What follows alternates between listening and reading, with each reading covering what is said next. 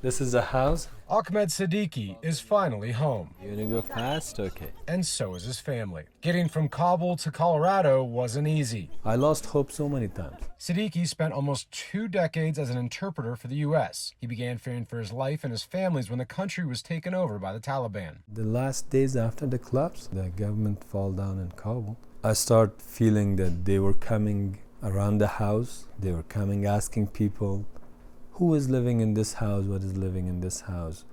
Whose car is that? Whose kid is that? So Siddiqui reached out to his former Army captain, Scott Henkel, asking for help to get him out of the country. Because he's given so much to us, to me personally, but then to the United States as a whole.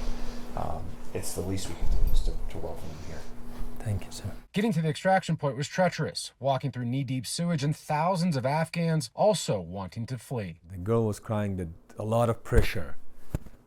Dad, a lot of people are coming. The difficult trip was worth it when the family of 6 made it. That was the happiest moment for me, to see the kids on the other side of the fence. The family took a packed plane out of Kabul the next day. Maybe 400 people or 450 people or whatever.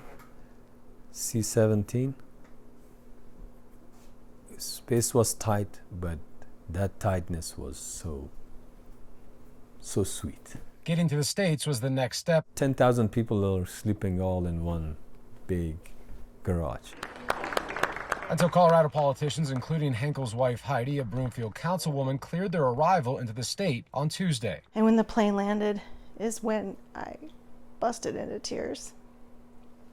Because I knew they were in that plane and that they were safe. When the family finally got to their new home in Broomfield, Siddiqui immediately thought of his children. I made them to a safe place, and I want them to remember that how they came here. The children begin school on Friday. On Thursday, they got to meet their soon-to-be classmates. The teacher told us that, oh, one of your classmates already brought you a gift. The home they live in, even the car they drive, was donated to be used until the family can get on their feet, as they plan on being long-term members of the community. You have to pay back.